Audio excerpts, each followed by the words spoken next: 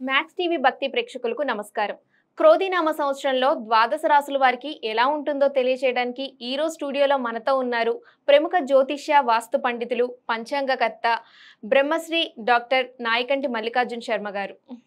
నమస్కారం గురుగారు. నమస్కారం అమ్మ. గురుగారు, క్రోధినామ సంవత్సరంలో తులారాశి వారికి ఎలా ఉండబోతోంది? తప్పకుండా. ఓం శ్రీ గురుభ్యో నమః. క్రోధినామ సంవత్సరం అంటే క్రోధత్వంతో కూడిన నామ సంవత్సరాన్ని క్రోధినామ సంవత్సరం అంటారు.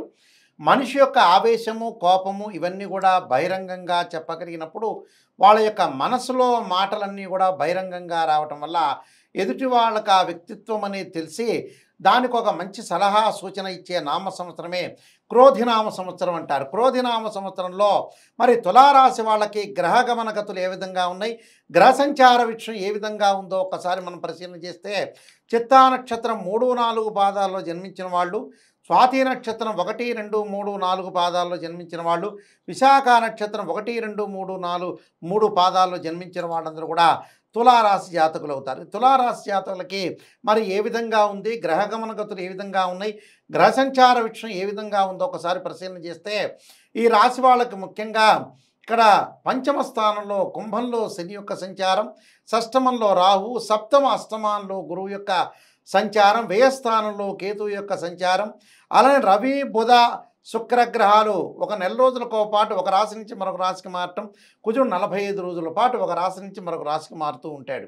ఇక్కడ ఈ తులారాశి వాళ్ళకి గ్రహ గమన గతులన్నీ కూడా మనం చూసినట్లయితే, ఈ రాశి వారికి గురువు మరి సప్తమంలో ఉండటం వల్ల ఇక్కడ లోహమూర్తి కావటం, తదుపరి అంతా కూడా అష్టమంలో ఉండటం వల్ల కూడా లోహమూర్తి, శని సంవత్సరం అంతా పంచమంలో ఉండటం వల్ల రజితమూర్తి, రాహుకేతువులు కూడా వీళ్ళకి 6, 12 స్థానాల్లో ఉండటం వల్ల లోహమూర్తులు అవుతారు. ఇక్కడ వ్యవసాయదారులందరికీ కూడా 3 పంటలు పండించుకునే గల సామర్థ్యము, 3 పంటల వల్ల కూడా లాభం వచ్చే అవకాశం అనేది రైతులకు ఉంటుంది. మంచి ఆదాయాన్ని కలిగే అవకాశాలు ఉంటాయి. విద్యార్థులకు ఉన్నత స్థాయిలో విద్యలు, అలాగే ఉన్నతమైన ప్రమాణాలు కలిగిన మరి విద్యను అభ్యసించే అవకాశం ఉండటం, వ్యాపారులకు ప్రస్తుతం ఉన్న వాటితో పాటు ఇతర ఆదాయాల మార్గాలను కూడా అన్వేషించి మరి నూతన వ్యాపారాలకు శ్రీకారం చుట్టడం, అలానే అదనపు పెట్టుబడులతో ఇతర ఆదాయ మార్గాల ఫలాలను కూడా పొందుతారు.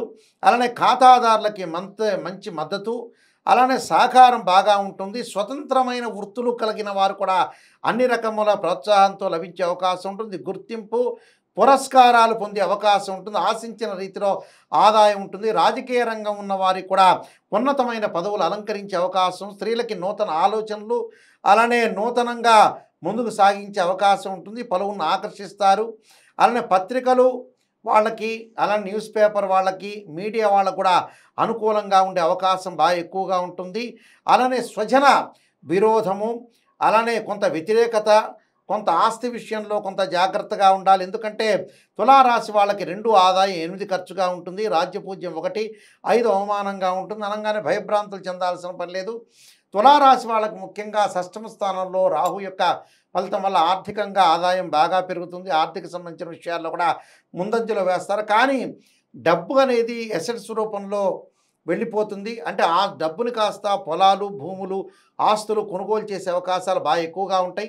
అలానే ఇళ్ళు కొనుగోలు చేయటం తో పాటు వివాహాలకు సంబంధించి శుభ కార్యక్రమాలు ఖర్చు పెట్టడం, అనవసరమైన డబ్బులు ఖర్చు పెట్టే స్థితి అనేది వీళ్ళకి లేదు. కాబట్టి కొంత అవమానం జరిగే అవకాశం ఉంటుంది. పేరు సన్నగిల్లే అవకాశం ఉంటుంది. గౌరవ మర్యాదలు, కీర్తిప్రతిష్టలు కొంతమంది ద్వారా కలుగుతాయి కానీ పరిపూర్ణంగా కలిగే అవకాశం లేదు. కానీ ఆదాయపరంగా మటుకు అనుకూలంగా ఉండే అవకాశం అనేది బాగా ఎక్కువ ఉంటుంది.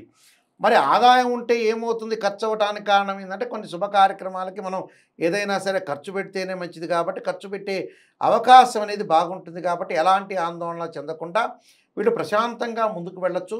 స్త్రీలు కూడా మానసికంగా ఆలోచన లేకుండా ప్రశాంతమైన వాతావరణాన్ని గడపడానికి కూడా కొన్ని ప్రత్యేకమైన పరిస్థితులను తీసుకొచ్చి ముందుకు వెళితేనే సుఫలితాలు జరిగే అవకాశం ఉంటుంది. కాబట్టి వీళ్ళకి అక్టోబర్, నవంబర్ మాసంలో గురువు, శని వక్రత్యాగాలు, వక్రారంభాలు జరుగుతాయి. కాబట్టి ఆ సమయంలో కొంతగా జాగ్రత్త వివరిస్తే సరిపోతుంది.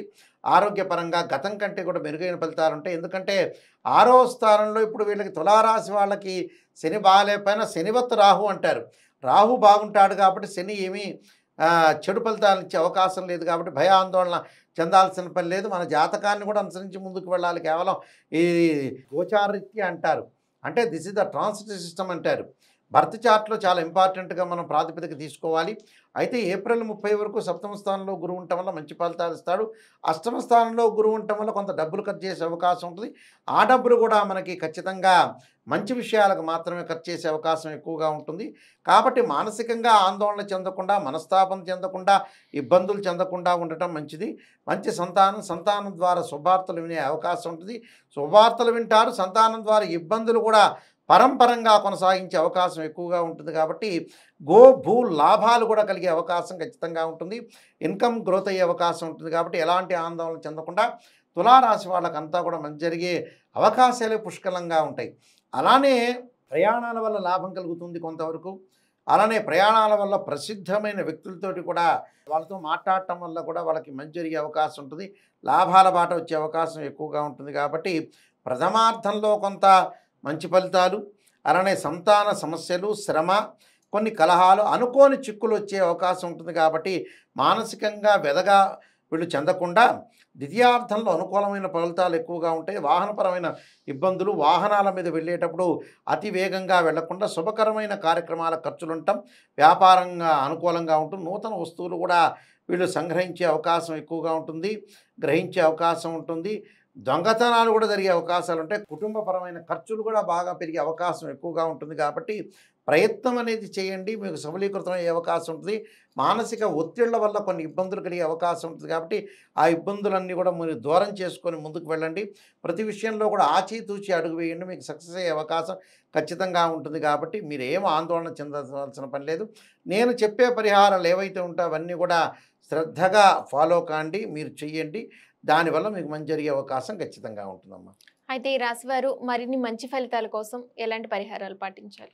తప్పకుండా వీళ్ళు మే నుంచి దత్తాత్రేయ స్వామి యొక్క పాలనం ఒకటి, ఏదైనా సరే దేవాలయంలో దగ్గరికి వెళ్ళి బిచ్చగాళ్ళకి ఏదైనా ఆహారం సంబంధించినవి పదార్థాలు ఇవ్వటం చాలా మంచిది.